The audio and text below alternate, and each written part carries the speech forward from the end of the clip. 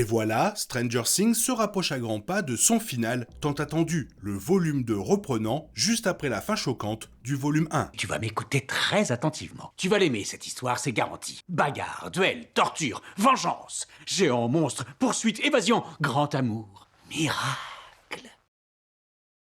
Divisé en 3 parties, le deuxième volume est plus court que le premier d'un seul épisode, mais il condense une multitude d'événements. Will en apprend davantage sur ses pouvoirs. La véritable nature du monde à l'envers est enfin révélée. Onze et Callie se retrouvent et les personnages ont une conversation à cœur ouvert. Dans le premier volume de la saison 5, Will utilise les pouvoirs qu'il puise de Vecna pour sauver ses amis des Démogorgons. Pendant ce temps, Max et Holly s'allient pour s'échapper de la prison de souvenirs de Vecna. Mais la capture réussie des 11 enfants restants par ce dernier les met face à un mur. Dans le monde à l'envers, Hopper et 11 résistent à la Dr. K et à ses hommes suffisamment longtemps pour découvrir que Callie est le puissant sujet d'expérience. Tous ces événements et bien d'autres se poursuivent dans l'affrontement final contre Vecna, qui culmine en un long épisode de 2 heures.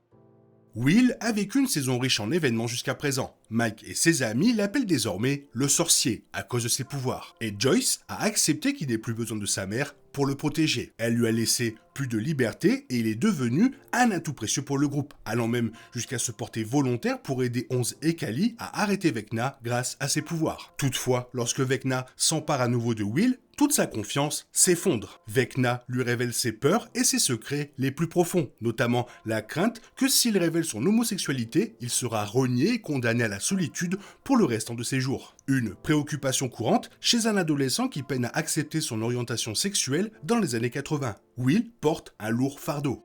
Avant que la bande ne retourne dans le monde à l'envers pour mettre à exécution son plan contre Vecna, il leur fait son coming out lors d'une conversation touchante. Ils accueillent tous Will à bras ouverts et lui promettent de ne jamais l'abandonner. Cela lui donne le courage d'affronter Vecna, qui tentera très probablement d'exploiter à nouveau ses peurs. Quant à sa relation avec Mike, il n'admet pas ouvertement que Will avait le béga pour lui, mais il y fait allusion dans sa scène de coming out, et Mike l'a compris. Mike et Will ne formeront probablement pas le couple que les fans de Byler espèrent, mais le fait que la vérité soit désormais connue renforce leur amitié.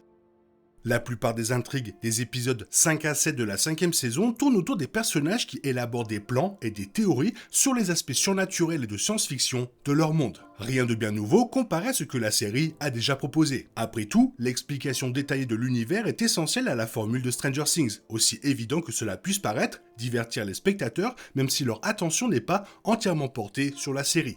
Mais ça y est, Stranger Things a captivé le public en expliquant ce qu'est réellement le monde à l'envers. C'est une question que les créateurs, les frères Duffer, abordent depuis un certain temps, laissant présager une révélation dans la saison finale. Et qui de mieux placé pour faire une telle découverte que le passionné de science, Dustin Henderson. Dustin, Steve, Nancy et Jonathan arrivent au laboratoire de Hawkins dans le monde à l'envers pour tenter de rejoindre Holly. Ils pensent qu'elle se trouve de l'autre côté du mur géant, mais ils ne peuvent pas l'atteindre. Jonathan et Nancy trouvent quelque chose au-dessus du laboratoire, une grande sphère d'énergie qu'ils considèrent comme la clé. Pendant ce temps, Dustin consulte d'anciens journaux du Dr. Brenner, qui confirment que tout ce qu'il croyait savoir sur le monde à l'envers est faux. Ce n'est pas une dimension ou un monde parallèle, c'est un trou de verre reliant Hawkins à un autre monde, celui d'où proviennent le flagelleur mental et les Démogorgons. Nancy tire sur la sphère d'énergie, ignorant qu'il s'agit de matière exotique. Le tir la déstabilise et Nancy et Jonathan manquent de peu d'être noyés dans une substance en fusion. Heureusement pour les fans,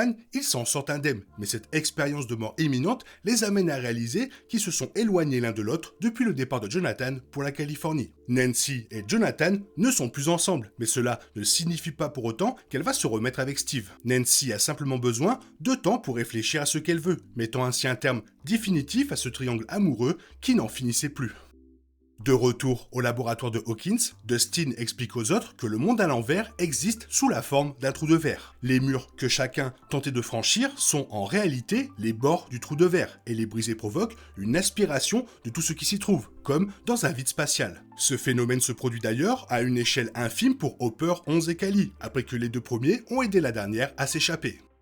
En parlant d'évasion, Max et Holly parviennent à quitter l'esprit d'Henry en traversant le souvenir traumatique de la grotte où le jeune Henry tue un individu qui semble être un scientifique tenant une mallette que j'évoque en fin de vidéo. Will leur vient en aide en pénétrant dans l'esprit de Vecna et en prenant possession de son corps, l'empêchant ainsi de tuer Max et d'enlever Holly. Si Max réussit à regagner son corps, sain et sauve, le sort de Holly reste une source d'inquiétude. Holly se réveille dans l'autre monde, celui connecté au trou de verre et anciennement connu sous le nom de Dimension X. Après avoir franchi un portail dans le sol de la Dimension X, elle chute dans le ciel du monde à l'envers. Ceci explique beaucoup de choses à propos des portails. Le monde réel est au-dessous du trou de verre et la Dimension X est au-dessus. Vecna parvient à la capturer à nouveau et à la ramener dans son souvenir de la maison des Krill où se trouvent tous les autres enfants. Tous, sauf Holly et Derek, sont sous l'emprise de Henry et croient encore qu'il est leur sauveur. Dans les dernières minutes de l'épisode 7, Henry accomplit un rituel avec les 12 enfants. Réunis autour de la table, ils se tiennent tous la main et ils pénètrent dans l'esprit de chacun d'eux au son d'une horloge. Le volume 1 a déjà révélé les plans de Vecna concernant les enfants. Il exploite la faiblesse d'esprit les plus vulnérables pour les utiliser comme réceptacles et remodeler le monde. Le volume 2, quant à lui, explique plus en détail comment Vecna compte conquérir le monde, un plan qui implique à la fois le monde réel et la dimension X. Comme l'explique Will, Vecna utilise ses réceptacles pour amplifier ses propres pouvoirs, et il le fait à une échelle bien plus importante avec le groupe qu'il a recueilli dans le volume 1. Vecna retient les enfants prisonniers dans son repère situé dans un autre monde que Dustin surnomme l'Abysse, qui est la dimension X. C'est le même monde où Henry s'est retrouvé après sa défaite face à 11 au laboratoire de Hawkins. Comme le révèle Dustin, leur monde et l'Abysse sont reliés par un pont, et à travers des failles entre les deux mondes, Vecna tente de les fusionner. À mesure que les deux mondes s'affaiblissent, ils finiront par entrer en collision, offrant à Vecna l'opportunité de refaçonner le monde, comme le souligne 11. Pendant longtemps, les personnages ont cru que les véritables dangers venaient du monde à l'envers, mais cette dimension n'était qu'un passage permettant aux entités de l'Abysse de rejoindre Hawkins et le monde normal. Le plan final contre Vecna est complexe et confus, mais en résumé, ils se rendront tous dans le monde à l'envers pour vaincre Vecna en attendant le moment précis où il fusionnera les mondes. Le plan propose d'attendre que les mondes soient plus proches, précisément lorsque leur tour radio traversera la faille menant à l'Abysse. À ce moment-là, 11 utilisera la baignoire du laboratoire pour pénétrer l'esprit de Vecna avec l'aide de Kali, Will et Max. Pendant ce temps, les autres membres du groupe escaladeront la tour jusqu'à l'Abysse afin de secourir Holly et les autres enfants et de les ramener dans le monde réel. Avant que le groupe ne se lance dans la grande mission, Dustin ajoute un dernier élément au plan. Il veut qu'il place une bombe près de la matière exotique dans le monde à l'envers pour détruire le pont, dans l'espoir de détruire également l'Abysse et tout ce qu'il contient. Bien évidemment, Hopper possède déjà une bombe, ce qui ajoute une dimension très dangereuse au plan risqué du groupe.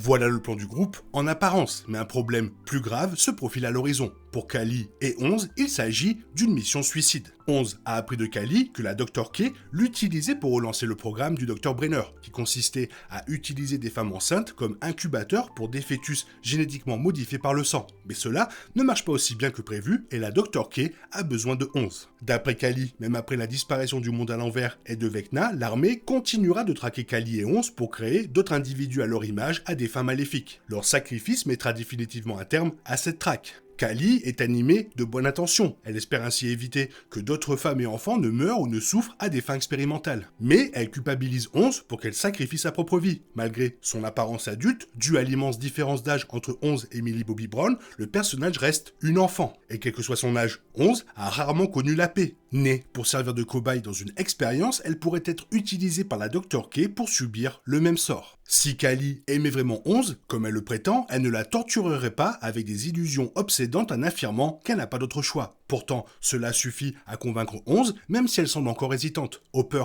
a toutes les raisons de se méfier de Kali, mais pour l'instant, il ignore tout de leur plan, comme tout le monde.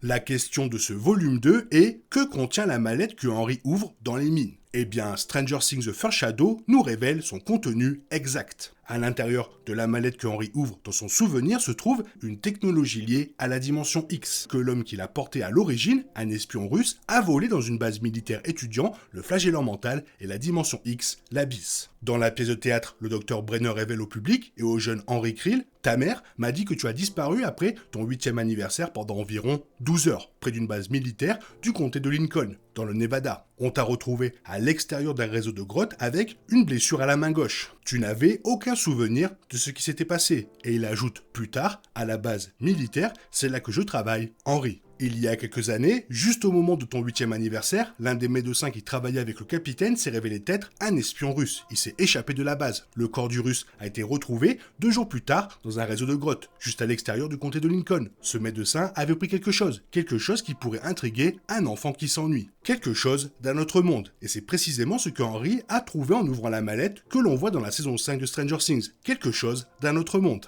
Quand Henry Krill a ouvert la mallette dans les mines, il entre en contact pour la première fois avec la dimension X et les particules du flagellant mental qui sont entrées dans son corps. Ces particules, comme l'explique la pièce, altérèrent littéralement son sang et sa composition physique, le transformant en quelque chose de non humain. C'est ce sang particulier, transformé par le contenu interdimensionnel de la mallette, qui permit plus tard à Brenner de créer 11 et les autres enfants dotés de pouvoirs comme Kali 8, à partir de la forme altérée de Henry. Avec la sortie du deuxième volume de la saison 5, il ne reste plus qu'un épisode à la série Netflix. Tout se joue alors du final, qui se concentrera principalement sur la mise en œuvre du plan du groupe concernant le pont. La scène finale montre Murray parvenant à faire traverser la faille au groupe pour accéder au monde à l'envers, et l'épisode final reprendra probablement là où il s'était arrêté. Ceux qui y pénètrent devront désormais se séparer pour mener à bien différentes parties de la mission. 11, Will et Kali se dirigeront vers le laboratoire de Hawkins, tandis que d'autres iront à la tour radio pour explorer l'abysse. Un groupe sera probablement chargé de préparer la bombe destinée à détruire le pont. La mission visant à neutraliser Vecna, retrouver les enfants et détruire le pont semble être un plan bien ficelé, mais rien n'a jamais été simple pour le groupe. Étant donné qu'aucun personnage important n'est mort dans la saison 5, ni même avant, il est fort probable que l'épisode final réserve quelques pertes. Un peu moins d'une semaine à attendre avant le final de la série, qu'on attend avec impatience depuis un sacré moment. Vivement que ça se finisse bien. Toi, qu'est-ce que tu en penses? Fais-moi part de ton avis dans la zone commentaire, et sinon comme d'habitude, bisous bisous, bye bye. T'es toujours là, toi? C'est fini. Rentre chez toi. Allez, dehors. Naï, naï, naï.